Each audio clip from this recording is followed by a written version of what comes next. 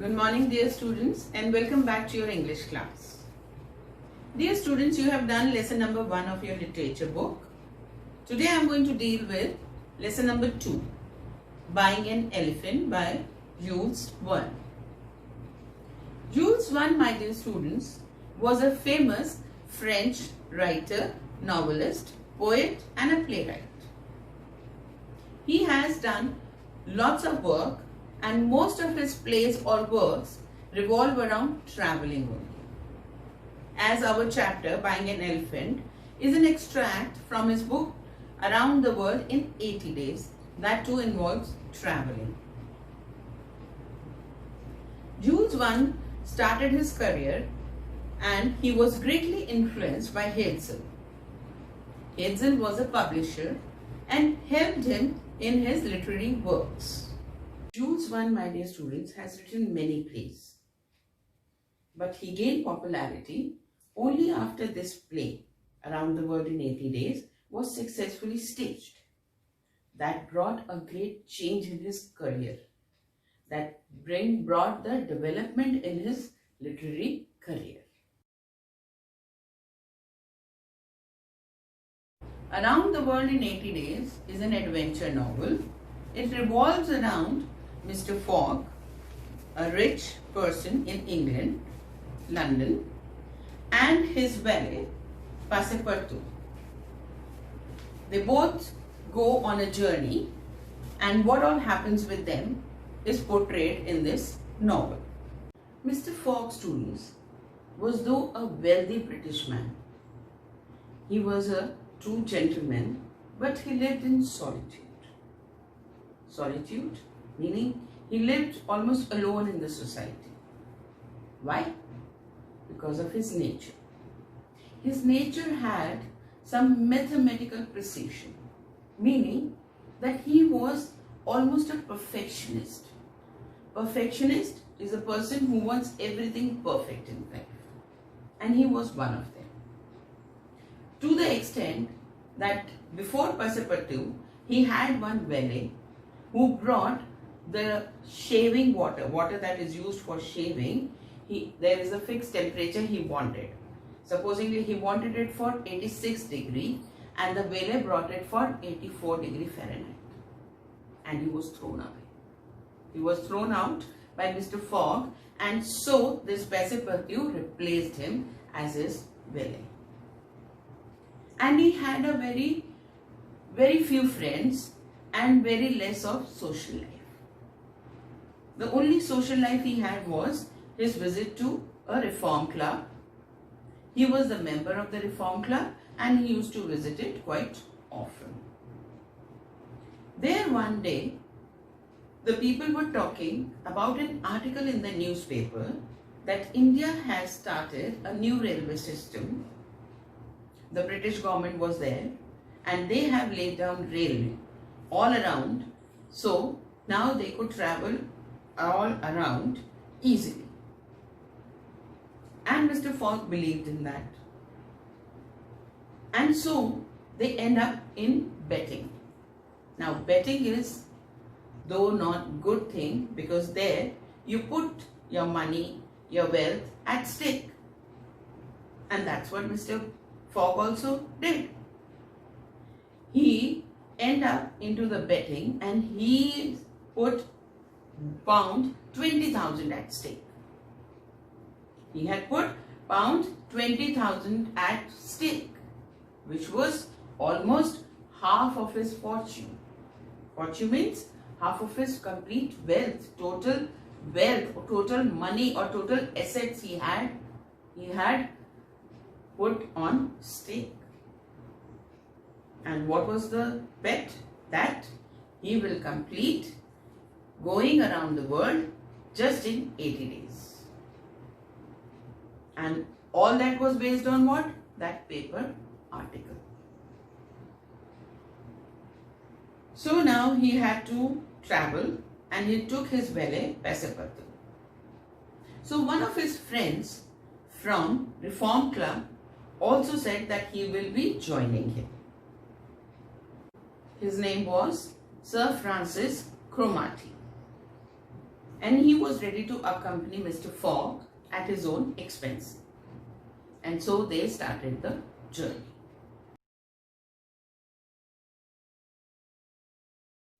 The story, my dear children, begins on 20th of October in 1872, where these three gentlemen, Mr. Fogg, Passepartout and Sir Francis, they all began their journey.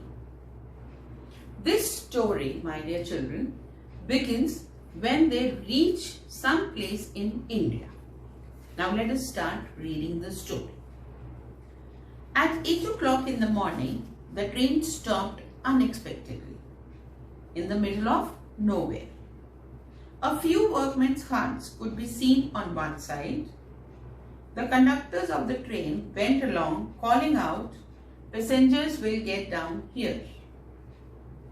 Now, when they were traveling, suddenly in the morning at 8 o'clock, the train stopped.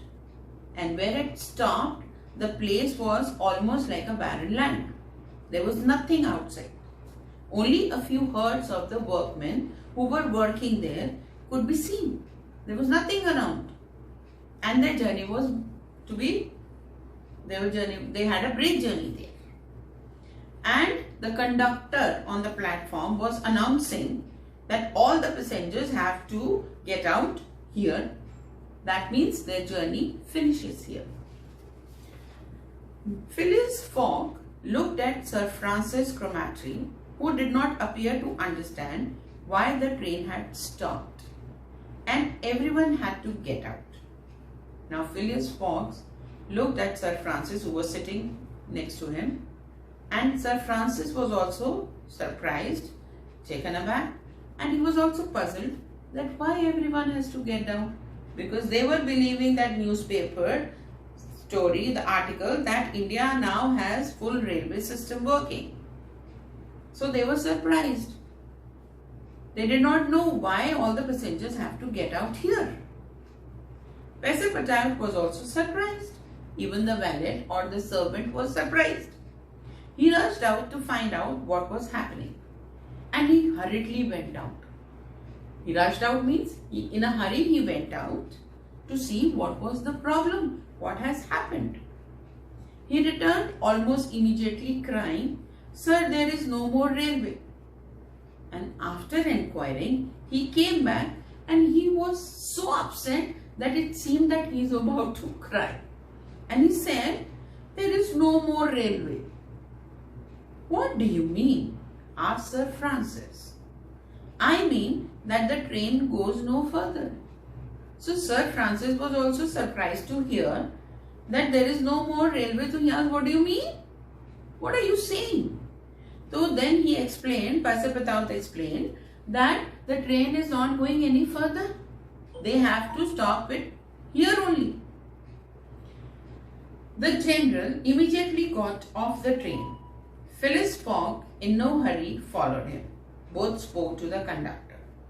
Now general was also taken aback and he got out of the train. And Phileas Fogg was a calm person who was not in a hurry, but he was also disturbed. He followed him and they both went to the conductor to inquire what was happening or what the problem was. "Where are we?" asked Sir Francis. The conductor told him, "We stop here." "We have to. The railway is not finished." "What? It is not finished?" "No, there is still 50 more miles to build between this point and Allahabad, where it starts again." Now the interesting point. Sir Francis asked the conductor that why have we stopped and where are we? He said that now we have to stop here, we have to stop a journey here because there is no railway line further to this point. So they were shocked, and he told them that now they have a 50 miles gap between the railway line, this railway line, and the next railway line, which was at Allahabad. Still, the railway, that line had to be laid in between these two stations, and there was a gap of 50 miles. But the papers have already said that the whole line was now open. Well, the papers were wrong. So Sir Francis immediately spouted out that the paper said that the line was complete. The conductor said that no, the papers were wrong. And you have sold tickets from Bombay to Calcutta, replied Sir Francis, who was beginning to get rather excited. Now Sir Francis was getting hyper and excited. He said, but you have sold the tickets from Bombay, direct Bombay, from Bombay to Calcutta, and they had that ticket. And how can you sell when the train is not there? Of course, replied the conductor, but the travellers know very well that on this part of journey, they have to find some other kind of transport. So he said, yes, but every passenger knows that for going to Calcutta at this point of station, they have to get down and find some other means of transport to go to Allahabad. They have to find some other means of transport to go to Allahabad, from where the next journey begins to Calcutta. Sir Francis Cromarty was very angry. Passepartout would have liked to knock the conductor down. He did not dare look at his master. Now Sir Francis was also very angry, and Passepartout the valet, the servant, was feeling that he would like to kill that conductor or beat him. Knock him down means to beat him badly. And he was so angry, he did not want to look at his master in that phase of anger. Sir Francis said, Mr. Fogg, simply, if you will be kind enough to find out what other kind of transport there is, we will be able to continue our journey. But you see, both of them were very excited. Sir Francis was very angry, and Passepartout was like he would kill the conductor. They were so upset, so hyper, so excited. And at the same time, Mr. Fogg was very calm. He was calm and he had peace in his mind. And he asked Sir Francis very calmly that, sir, instead of getting angry here, instead of wasting more time, let us go and find, or if you could go and find other means of transport which are available by which we can go to Allahabad. Mr. Fogg, this delay will ruin you. Now here Sir Francis replies that this delay will ruin you. Do you understand why he said that? Because 20,000 pounds were at stake, and if he doesn't reach back on time, he's going to lose half of his fortune, half of his total wealth. So that way he meant that this is going to ruin you. No, Sir Francis, I was prepared for it.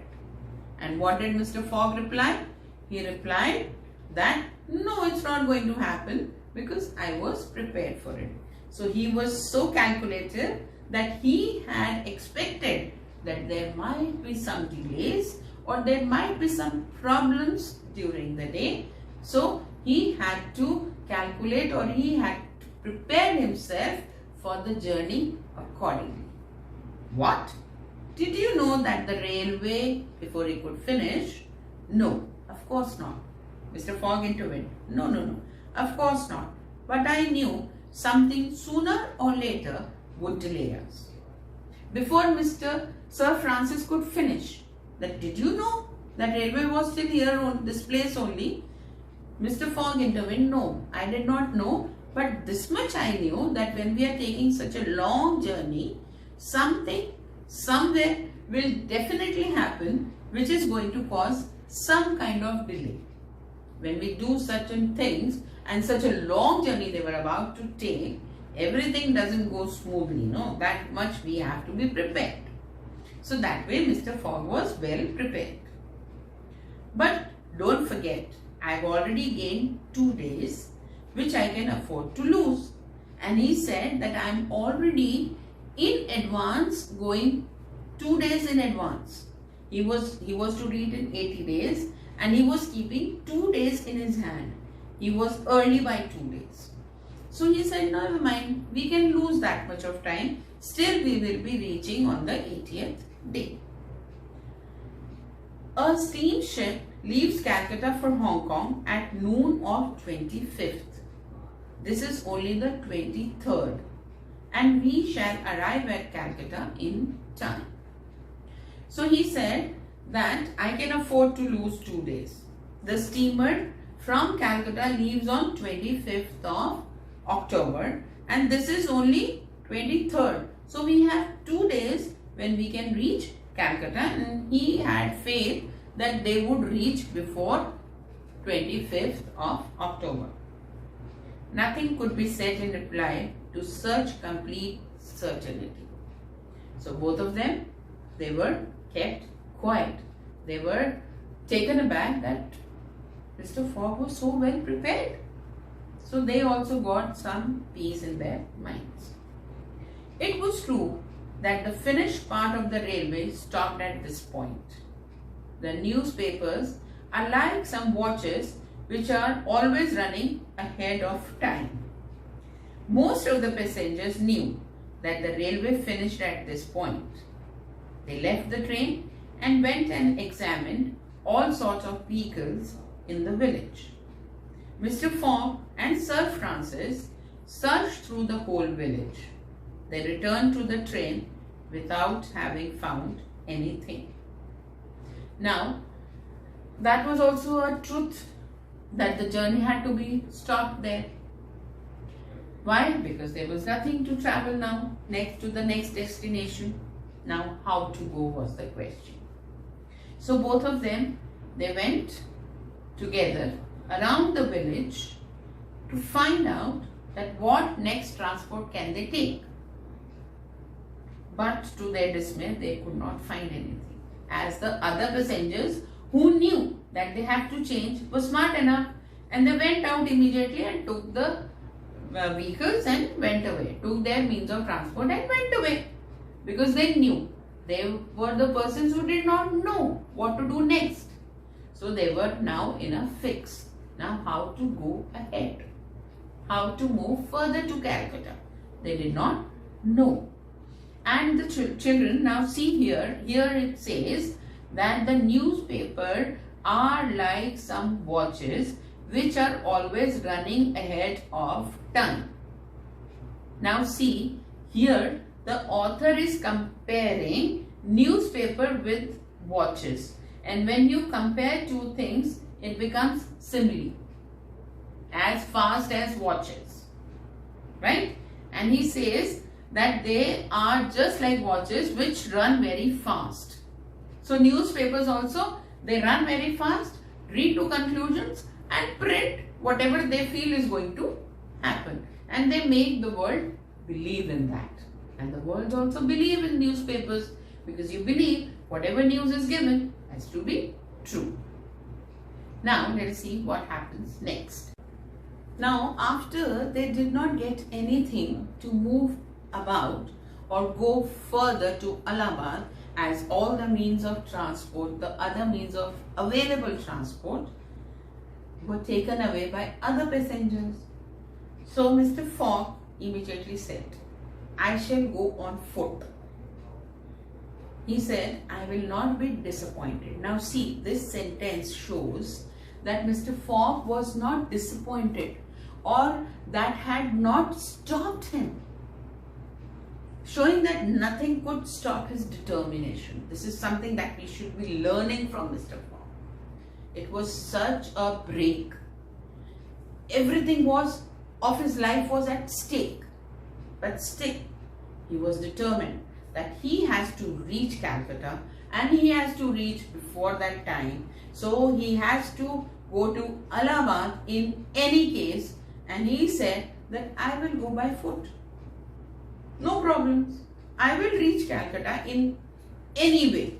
Whatever possible way, he wanted to reach Calcutta, but there was no means of transport available.